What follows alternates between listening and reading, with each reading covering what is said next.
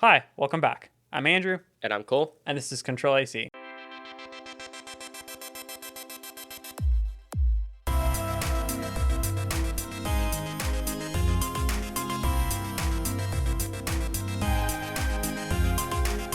CTRL-AC is the podcast where we talk about the age-old question, to fold or not to fold. Not to fold. So if you're part of the Z-Flip gang, basically what Andrew's saying is to go flame him on Twitter. See, I was a part of the Z-Flip gang, and then, The spirit of Z-Flip gang. yes, but I think I may be leaving. We're going to talk about foldables in 1 second. Cole is back from vacation. So yay, better production quality back. Yes, hopefully our mics sound much better this week. Because, yeah, my using the MacBook mics last week was definitely intentional. Yeah. And our Totally. internet was pretty bad on both ends. So And we fixed most of the audio issues that we were having. yeah. before. So audio issues are gone, hopefully. Podcast should sound much better. Yeah. So Samsung had an event this week. They did. Their annual Unpacked foldable event. We got a new watch, which is it's fine. Let's just cover the watch so we don't have to cover it later. There's a new Galaxy Watch. I actually like the design of it. They made a couple design changes, but it's mostly the same.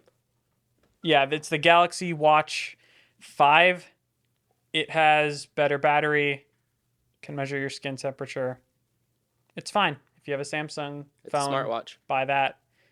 It's still a Wear OS smartwatch, so it's still has some catching up to do. Less but than below par, but yeah. yeah. So for the real topic of this week, Yes, Z Flip foldables. 4 and Z Fold 4. So we got a new Z Flip and a new Z Fold. We're on the 4th generation. That's crazy. Z Flip 1 came out when?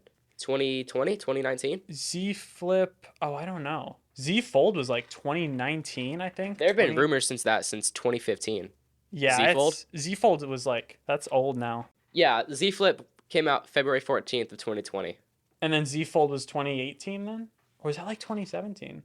2019. 2019. Yeah, and the Z Fold 1 was released in September of 2019. So there was a pretty solid gap in between phones. We knew that they weren't released at the same time. But since then, they've been released at Samsung Unpacked every year since then, right? Yeah. So the second gen of the Flip and Fold were released at Unpacked of 2020. Yes. The third generation, 2021, and now the fourth gen of 22. So does that mean we might see a 5 next year? That's the plan. It seems like there's a yearly release date with foldables. And they seem to be doing good on market share here too. Yeah, the Z Flip especially, because the Z Flip starts at $999, even Which the is new one. not a bad price for an almost flagship novelty phone. Perfectly average. Yeah. $1,000 is average. So that's a lot more competitive than the $1,799 price tag. Of the Z Fold, Of yeah. the Z Fold It used to be 4. $2,000 too. Yeah, the original one was. Yeah. And the Z Fold 1 was what, 1,300 MSRP? The Z Flip? Yeah, that's what I meant. I believe so, yeah. 1,300. Okay, so new Z Fold and Z Flip.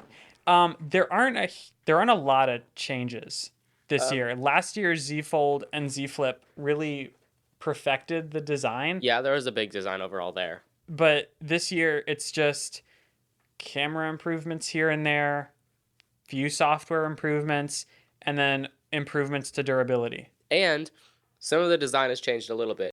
There's thinner bezels on the Z Flip and Z Fold by 3 millimeters, I think. So that's around good. all edges. That cuts down 12 millimeters of bezel, which is quite significant, actually. Yeah, that's good. So that's cool. There's a new hinge design on both of them, so it's a little bit less noticeable if you're drawing or if you swipe your finger across the hinge. It's a little bit less noticeable. On the new Z Fold, the under-display selfie camera, it hasn't gotten any hardware improvements realistically, but it essentially disappears when not in use. So it's hidden a lot better than last year. Yeah, you can't even see it. Like, it's just gone until you use it, which is really cool to see Samsung keep doing. But it still has that sort of, like, it still looks like you're taking the photo through like a piece of saran wrap. Yeah, Like it it does. still has that slight lack of clarity, just because it's literally behind a row of pixels. You're gonna see because it's behind a screen. So like it's not gonna be crystal clear, and if they cut a hole, it's obviously not gonna have the invisible thing that it is. Mm-hmm. So there's that. The Fold now has a 50 megapixel sensor that matches the S22 and S22 Plus. It has a 3x telephoto lens. It has space zoom up to 30x. Yeah, I saw that. And then the cover screen is still 6.2 inches. So a very usable cover screen. Both of the screens on the Z Fold are OLED with 120 hertz, still S Pen compatible. And then the Z Flip is mostly the same too. So a lot of just slight durability things. The Z Flip screen is 45% stronger. So It's kind of a big deal. yeah, just overall good updates, but not anything super groundbreaking. So Andrew is considering leaving the Z Flip gang. Well, okay. Since the Z Flip came out, I've really always loved the phone because, like everyone does, it's just a cool phone. It is. It's a fun novelty thing to do. Yeah, you take it out of your pocket. It's like an old flip phone. You flip it open. But then it's a smartphone with all the new features of a smartphone. Yes. And it looks amazing. And the whole 6.7-inch display just folds up into this tiny little square. You can put it in your jeans pocket. And it's perfect. But then I really started to think about what it would be like to actually own one. So I use a 12 Pro Max every day. And it's a big phone, 6.7-inch display. And it's a pain to put in my pocket because, I mean, it's a chonker. So I just thought that I'd appreciate having a Z Flip where it could just fold in half because that would be really nice. But the problem is to use the phone, you have to unfold the thing because on the Z Flip, the outer screen is pretty much unusable. It only shows like a couple of widgets. You can see like your time and the now playing song. Like it shows your text messages too. You can't respond to them or anything, right? Right, but like I have that on my watch. I can just glance at that and see a text message. So like when I want to use my phone, I have to unfold it, which is a really big deal breaker because there are so many times when I will just take my phone out of my pocket, unlock it, launch an app really quickly, do something, respond to a text, close it, slide it back into my pocket. But with the Z Flip, you have to fold it up every single time. And that extra step, I don't think that extra step is worth it. I mean, realistically, because they're basically the same size screen, aren't they? Yeah, both 6.7. Yeah. So you wouldn't have to fold it, like, necessarily. No, I guess you could just keep it. Because it's still an extremely durable Gorilla Glass screen. Right. So then if you keep it, but if you don't fold it, then just get an S22 Plus, which is a But, like, you better still phone. want to fold it sometimes because it's a foldable phone. Okay, I actually get that. That's fair. So I genuinely would not mind daily driving a Z Flip. I think I would love it in every aspect except the fact that I wouldn't have iMessages. Really, besides the features of an iPhone, that's the only thing I really wouldn't like about the Z Flip. iCloud, Yeah. iMessages. I mean, yeah, as someone who's also like in school, I could not switch phones to anything but an iPhone because I would literally lose FaceTime and iMessage. Mm-hmm. And those two things are so big. And we don't want to do Google Meets Duo, Meet Duo. Right, Duo. Last episode. So like the whole conversation of like switching to an Android phone, which I'm totally open to. Like if RCS was a thing, mm-hmm. which we'll talk about later because I really need to talk about RCS. If RCS was actually a thing and the whole blue bubble, green bubble thing wasn't a thing, then I would be fine switching phones. I probably wouldn't switch completely to an Android phone because, I mean, I prefer the cameras on an iPhone because I shoot video a lot. An iPhone video is much better than any Android phone. I think the closest Android phone in video Pro, right? is like a Pixel 6 Pro or like some Vivo phone that Mr. Who's the Boss tested. Yeah. I don't know. It's a lot of the Apple services stuff and then the camera. There's a lot of different trade-offs in between that make them equal. Yeah. Like, I want this, but no, I want this because of this, but I want that because of that. They're fairly equal in that aspect. Yeah. And I think all of the like look things about Android that people have preferred are kind of gone because like people preferred being able to add widgets on the home screen and like having a customized lock screen. And now all that's on iOS. So like the selling point to me of an Android phone is really just a Pixel. Like if I switched, I would switch to a Pixel 6 Pro. I do a lot of stuff in Google Workspace. So I think all of the Google stuff natively would be great. But I've reviewed 2 Samsung phones, and I just don't like One UI.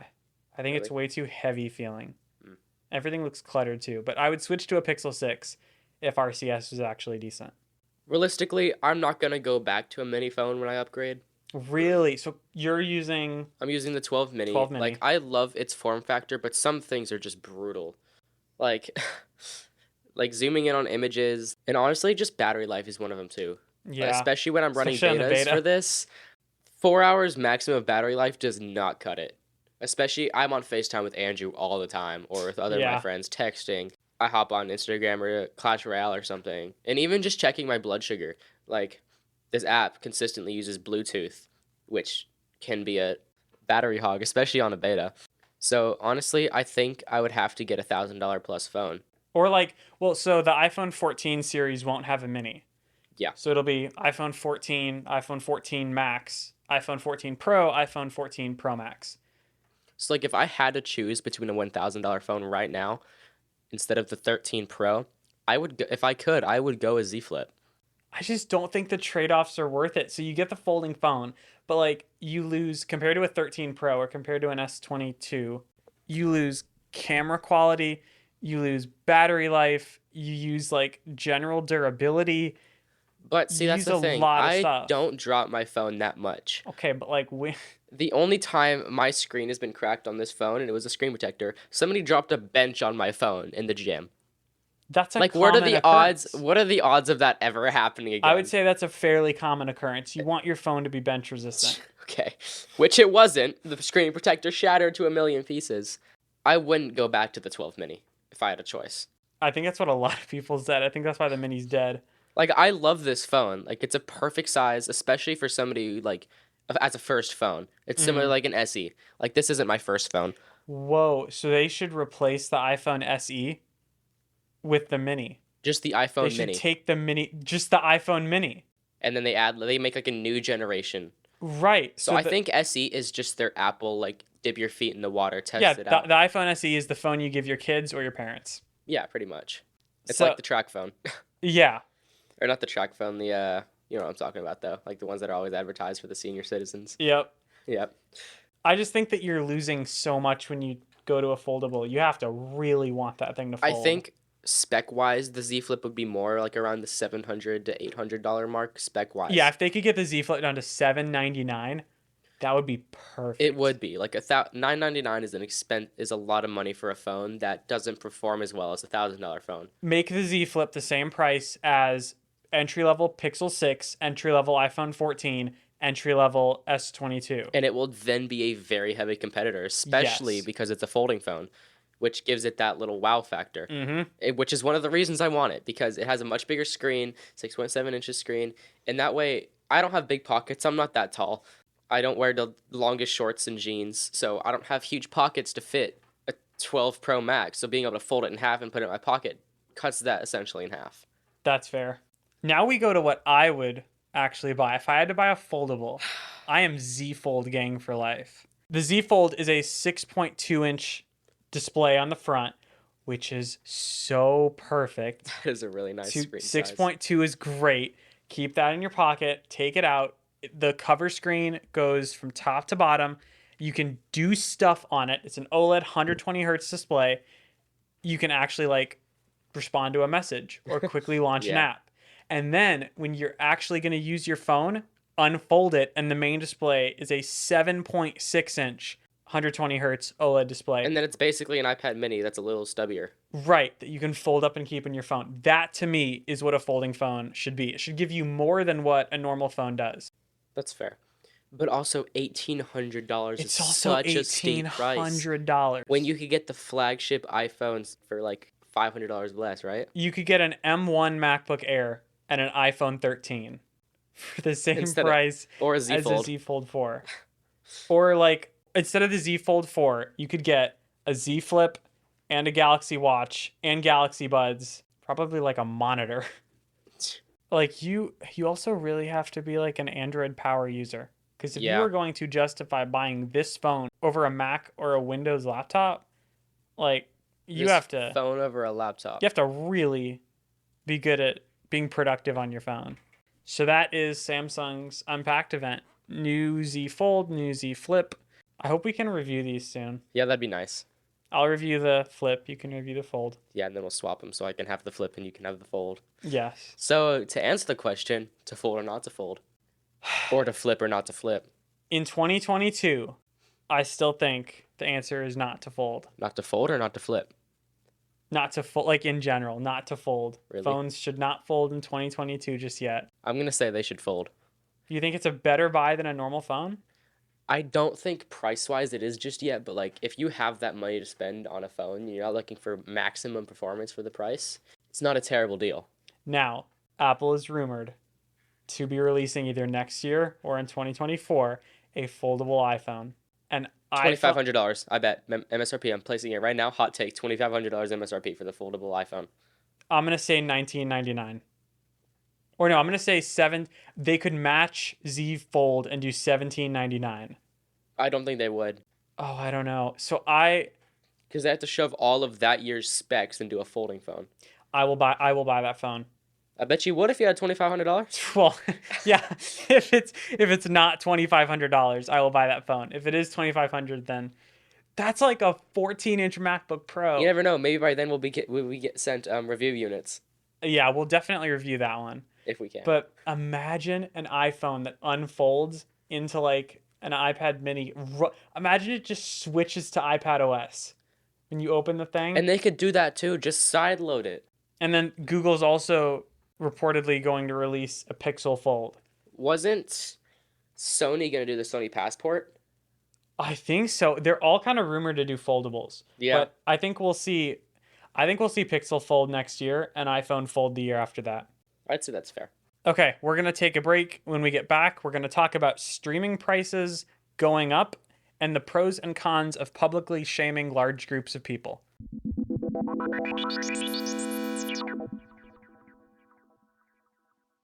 Man, it is so hot in Texas. You should really go swimming. I don't have a pool. Have you heard of the Complete Backyard? No, what's that? It's a custom outdoor living design and build company. What's that? It means they take care of the design and construction of your new outdoor space. You work with them from the beginning of your project until the end. They're with you every step of the way.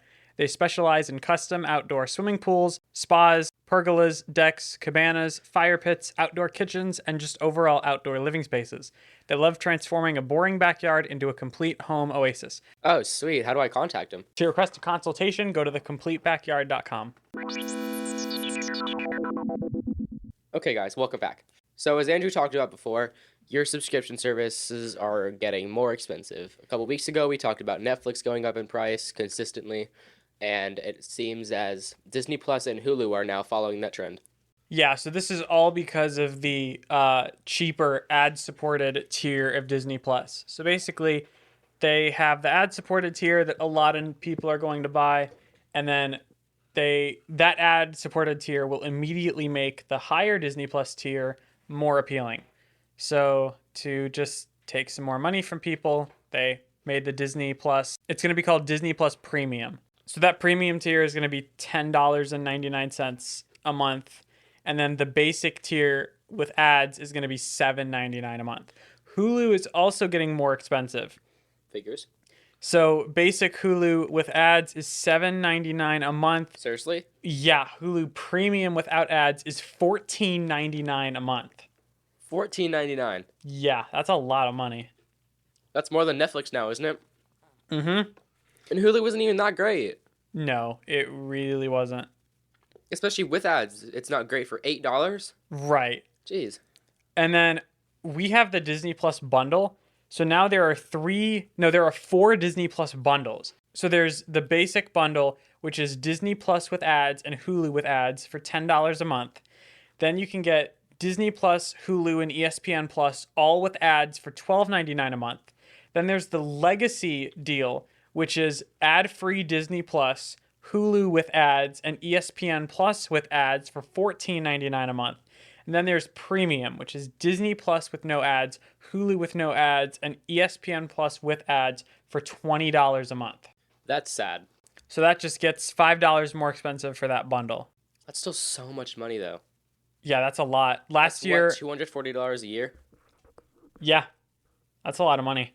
And now I feel like watching TV isn't as much of a thing as it used to be. It's really not. Like now people game, they watch YouTube. Like there's other things people do on technology now, and binge watching TV shows isn't a main source of entertainment at this point. Imagine if they made YouTube a subscription service. They do. But like base YouTube. Uh, I could almost see that happening. they wouldn't. They make so much money already from Yeah, that's true. and Ads. with YouTube YouTube Premium. Yeah. With YouTube Premium, they're already making that extra money, so I don't see them in the future making YouTube pay, because that would drive a lot of people away, which also impacts every single creator on the platform. Yeah. Like if I had to pay for YouTube, I wouldn't. Do you know anyone who pays for YouTube Premium? I don't know anybody. I know of people like Linus Tech Tips. Like everybody at LMG pays for YouTube Premium because they're not allowed to use ad blockers Why not? on their computers because they can't, because it's hypocritical, Oh, fair. because it takes away ad revenue. Yeah, that's horrible. Who would actually use an ad blocker? Not me. Not me. Not me. Not us. Never. Yeah. Sorry, Linus. And then second story, this is actually really interesting.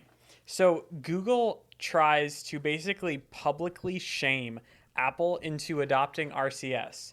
So for those of you who don't know, RCS is basically the solution to the whole green bubble, blue bubble thing. If you're listening and you use an iPhone, you likely have a text thread, whether that's a group or just one person, and the bubbles are green. That is your fault. That is not their fault for having an Android device. That is your fault for having an iPhone, because Android devices use a new texting standard called RCS. iPhones still use SMS. SMS is old and outdated. So that's why when you send photos and videos, they look horrible because they're being sent using that old texting standard. If Apple were to switch to RCS, then messages to Android devices would be encrypted. You could send video, you could do reactions, you could send photos. All of our problems would be completely solved. iPhones use iMessage, which is Apple's own messaging service, and that has group chats, high quality images and videos, and then go to SMS and MMS as soon as you text an Android user. So Google's solution is RCS. Carriers have adopted it. Google itself has adopted it. And now the last piece of the puzzle is for Apple to adopt it. So the other day, the Wall Street Journal posted a article titled "How Apple's iMessage Sealed Its Dominance with an Army of Texting Teens." And it basically goes into how there's a bullying issue associated with green bubbles. So like, if you're in school and you have like an S22 Ultra, you will get bullied by someone with an iPhone 7. Like, no matter what Android phone you have, for some reason, like among the general public, Android phones have this reputation for being like old and slow and cheap and like We can blame HTC for that. yeah, like horrible reputations. And I have no idea why, because I guess people are going. I think people are just going off of memes. Like they see a meme, it's like iPhone users rich, Android users poor, and they're like, "Ha, that's true." So, something like happened similar in my family. So my grandpa had an A52, right? Mm-hmm. And he dropped it in the pool. Oh, That's not a water resistant phone. It didn't. Right. It didn't make it. And somebody said it's because you don't have an iPhone, and I just deeply sighed at that comment. yeah, because Android phones have had water resistance. way IP68, before- right? IP68 was on Android phones before iPhones, because iPhone 7 Yeah, was the the first 7. one with full IP68. And they had to remove the headphone jack for that. Right. Android phones still have IP68 with headphone jacks. Yeah. So, and in a lot of ways, they got new features first and are more advanced. So, like, the whole Android is bad reputation really is not true. You should never bully someone. You should never Especially bully... based on an operating system. Yeah. Like, Android isn't a phone. Android, the corporation, doesn't make phones. It's Right. an operating system. Like, Samsung phones, 99% of their phones have always been, like, one of the best flagship Android phones. Right. I love how people just, like, if you have an Android phone, you just have a Samsung phone. Like, they use Samsung and Android interchangeably. Yeah. Like the Samsung charger, like for Oh USB-C. my goodness, USB-C chargers are just Samsung chargers. No, the new Samsung chargers, remember? It's gonna charge the whole company. Yeah. You just plug it in, whole company gets power from it. I saw this post on Instagram. It was like the Apple logo with the stem falling off and turning into the Samsung logo. Samsung didn't fall off because of Apple. Samsung had phones before Apple. People don't realize Samsung ships a ridiculous amount of units not in the US. Like outside of the US, Android is very dominant. It's Samsung, Xiaomi, Huawei, Yeah. like all the little Oppo, Vivo brands. Yeah. It's not iPhones. But people don't want to talk about that. So there's been this whole, if you have an Android device, then you have green bubbles and you should be bullied for it. I mean, you shouldn't. That's pretty terrible. Like kids, people I know have been kicked out of group chats just for having an Android device. It was probably better than the iPhone that the person who kicked them out was using. So the thing with our baseball team, like 5 or 6 people on our team have Android phones, and that means they can't get like updates because there's a bunch of new kids coming from middle school into high school that are going to be playing. So we have to be able to add them into the group chat. Yeah, so group chats just don't work with Android phones from an iPhone. So our coach has to like text them individually every single thing every single time. And just simple stuff like this. It's not that big a deal. It's just a huge disadvantage. And whenever this happens, people just say, oh, well, they have an Android phone. Like, it's their fault. But it's not. It's actually the iPhone's fault. So, responding to that Wall Street Journal article, Hiroshi Lockheimer, the senior VP at Google, said Apple's iMessage lock-in is a documented strategy. Using peer pressure and bullying as a way to sell products is disingenuous for a company that has humanity and equity as a core part of its marketing. The standards exist today to fix this, which is true. Phil Schiller basically said in an interview, iMessage isn't on Android because it's a selling point for an iPhone. So Apple would never admit this, but we're pretty sure that their strategy is when enough people get bullied, they will just switch to an iPhone. Like, just so the green bubble thing goes away. Oh, for sure. I didn't bully somebody for having an Android phone. I told them, you can go on eBay and get a 6S for like $40 just so you can have a group chat. Or Which even is sad, even $20. Like even if you had an iPhone 5S or a 5C, like you can still use those phones today. Mm-hmm. Like they're not totally obsolete, but even just like $20 to be in this like the group chat. Like it sucks that you have to spend that kind of money, but for the news like that you'd be getting and just like the fun of being with the baseball team group chat, like I would spend $20. Well, and Apple can also fix this. If Apple were to implement RCS, then all of this would be fixed. There would be no green bubble, blue bubble issue, and the whole world would just be much better. So Android then quote tweeted Hiroshi Lockheimer's tweet and said, iMessage should not benefit from bullying. Texting should bring us together, and the solution exists. Let's fix this as one industry. And then a little green heart and a blue heart. And then Android posted a little video on Instagram. So I'm going to read this. So it's a little video. It's like a live text conversation. It says, hey, Apple, it's Android. Next text. You really got to fix your texting problems. Do it for your fans. And then it's a picture of like 3 people and it's really blurry. And then under the picture, it says, that's a photo of your fans, by the way. And then it says, help Apple, #get the message. So Android is now pretty much publicly shaming Apple into switching to RCS. And here's why that's bad. Apple they're an interesting company. If they get publicly shamed by this, I think it's just going to not make them want to do RCS. Because then if they actually do it, it'll look like Google forced them to do it and like pressure them into doing it. And they just don't want to look like that. So Google has the right idea, trying to negotiate with them to get RCS on iPhones. But going about it in this way, I think is a big mistake. See, I see where you're coming from there, though.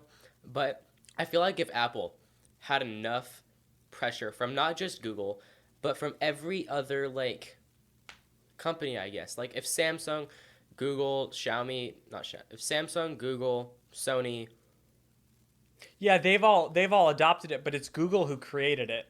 Yeah, so they obviously have a little bit more influence over who uses it as a standard. But I feel like if everybody just kind of got like, I don't know, like a change.org to add RCS to Yeah. iPhone, I feel like there are things that we can do as a like whole of America to get Apple to use RCS. I just don't think Apple will give in like that. I think if they ever did RCS, they would say Apple is inventing an entirely new standard called RCS, and this is our innovative thing. They would want to take the credit. They wouldn't want to give in like this. And in the past, Google has been very chill about trying to get Apple to use RCS. Like they've Yeah, said but that this they is will just give them teams to develop it into their right. phones. Like they are spending money and resources into a fully opposing corporation Yeah, to like get them to work together. if iPhones, well, I guess it does benefit them because if they're all on the same texting platform, then the iMessage selling point is gone. See, there's that. But also, if RCS was part of this, it would all be the same.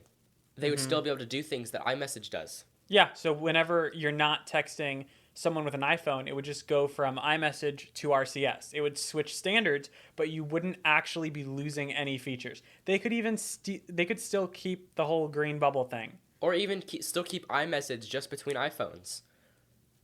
But like when you go to text Android phones, it switches to RCS. Yeah. Which basically does nothing different. Okay, green bubble. I don't care. They could still bully the people with Android phones. But they at can least still have that. At least they'd be more compatible with each other. Yes. It would relatively even the playing field. And Samsung doesn't make realistically that much less money than Apple. Both companies are worth a lot of money. Yeah, and they're not going to lose money from switching completely to RCS. Yeah, they'll like, be fine. Even still, Apple is a $2 trillion company. They're going to sell iPhones regardless because you have all of the, not mindless, but like The features very of an not iPhone. tech savvy people who are just Yeah. like, my phone broke. I'm going to get an iPhone. And then you're like, you should check out Pixel 6. And they're like, hot Android phone? I'm not poor.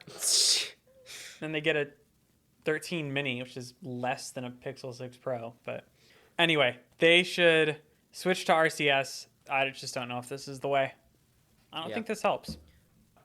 We are recording this on the last Friday of summer. It is August 12th right now. We both go back to school next week. We're going to keep a consistent posting schedule throughout the school year, or at least we're going to try. We should still be once a week, every Monday.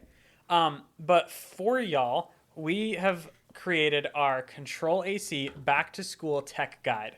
So this is all of the tech you will need for going back to school. For our first 4 categories, we have high-end, mid-range, and budget options. So depending on how much you're willing to spend, we have the best for your budget. So first thing when you go to school is obviously a backpack to put everything in.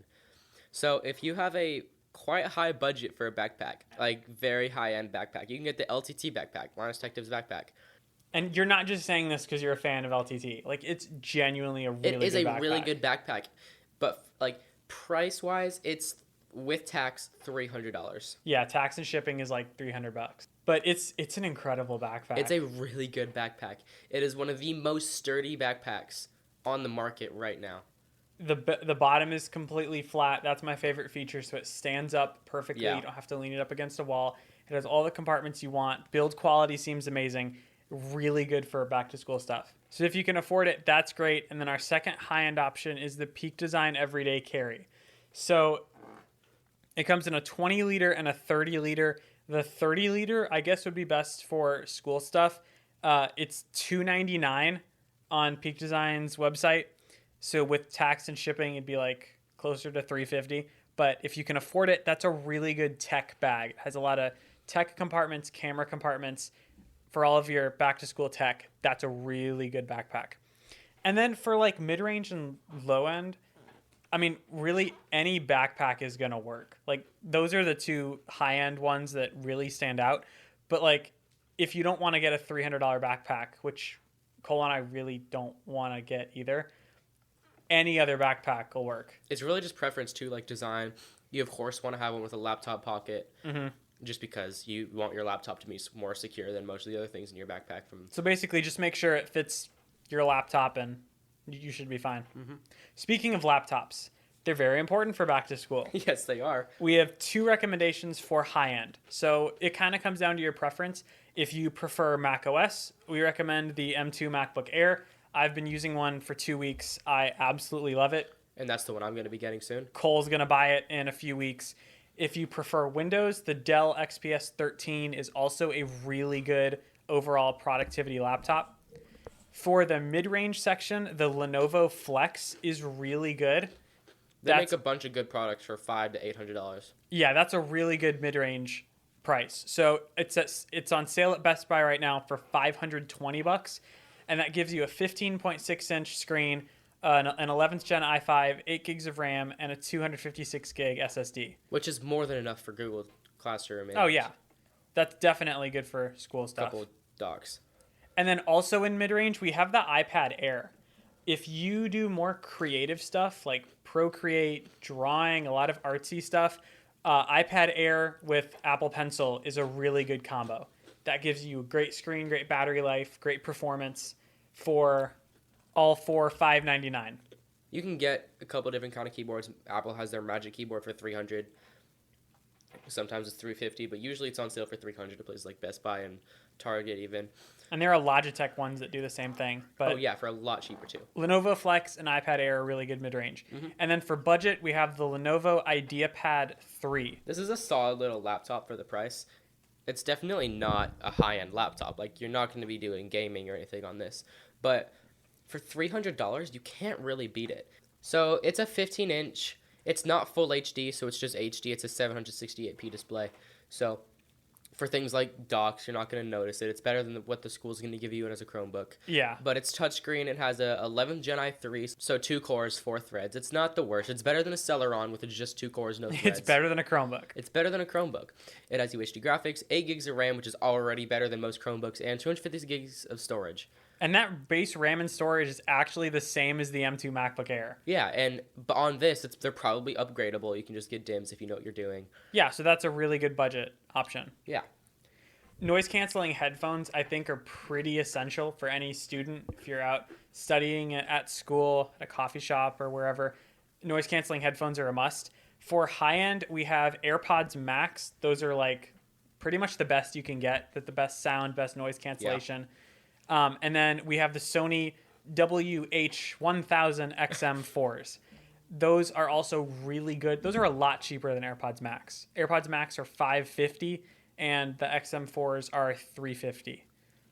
But I would actually recommend XM4s if you don't really need the AirPods name. But those are both very good for high end. For mid-range, we have the Sony WH-1000 XM3s, which I've been using for like 2 years. Those are really good headphones.